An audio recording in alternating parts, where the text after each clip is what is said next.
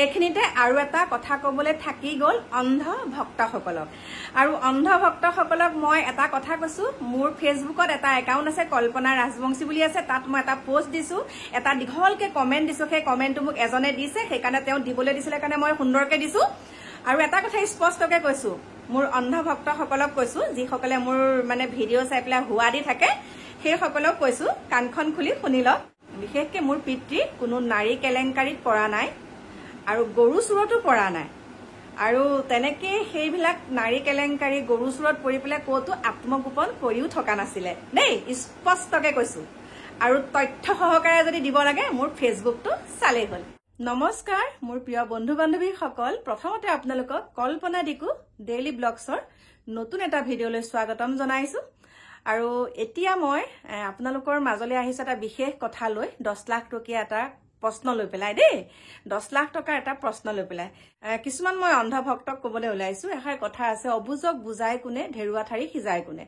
গতিকে প্ৰথমতে কৈছো, জয় গুৰু শংকৰ সৰ্বে গুণাকৰ, যা কেৰি নাহিকে উপাম, তুহাৰী চৰণত ৰেণু শতকোটি, বাৰ এক কৰো প্ৰণাম প্ৰভু, বাৰ এক কৰো প্ৰণাম।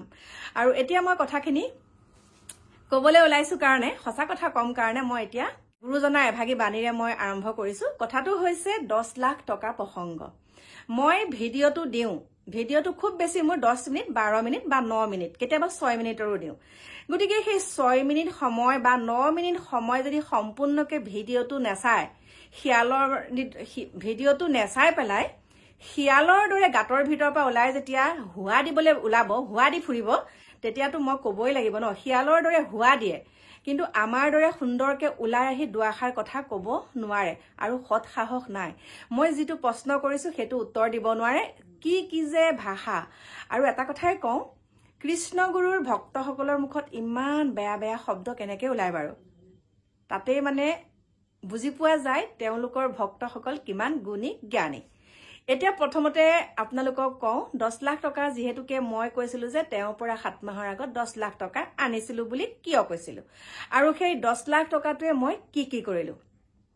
হেৰৌ শিয়ালসকল, অন্ধ শিয়ালসকলক কৈছো, আৰু যিসকল গুণী জ্ঞানী লোকে ইমান সুন্দৰ সুন্দৰ গঠনমূলক তেওঁলোকে কমেণ্ট কৰিছে, তেওঁলোকক অন্তৰৰ পৰা বহুত বহুত শ্ৰদ্ধা জনাইছো, আৰু মানে বহুত বহুত শ্ৰদ্ধা নিবেদিছো তেওঁলোকক।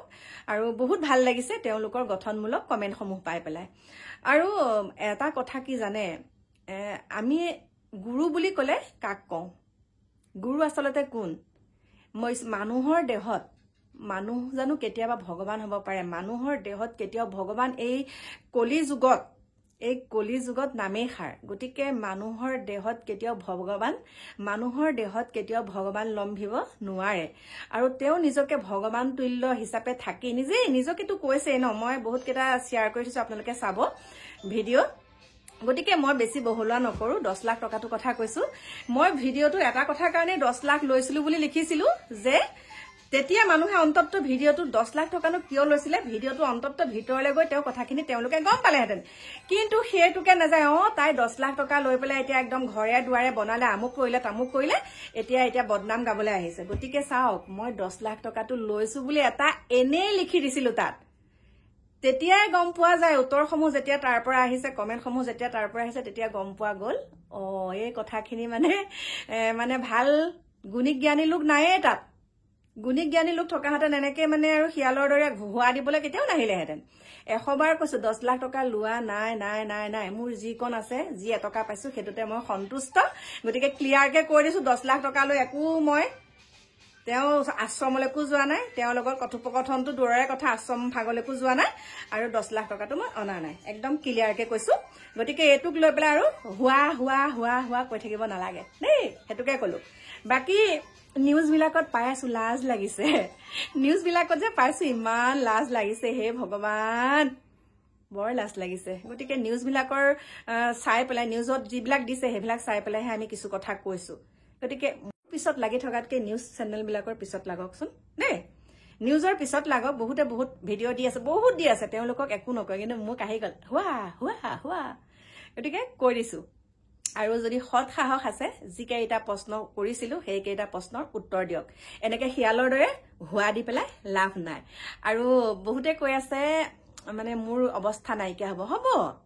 কপালখনত ভগৱানে পৃথিৱীলৈ যেতিয়া মই আহিছো তেতিয়া যি কলম লিখি দিলে সেই কলম কেতিয়াও খণ্ডন নহয় গতিকে মই যদি বেয়া কৰ্ম কৰিছো বেয়া ফল পাম ভাল কৰ্ম কৰিছো যদি ভাল ফল পাম হয় নে নহয় ইমান চিন্তা কৰি থাকিব নালাগে নহয় চিন্তা কৰিবলৈ মোৰ ঘৰৰ মানুহ আছে নহয় গতিকে বাই বাই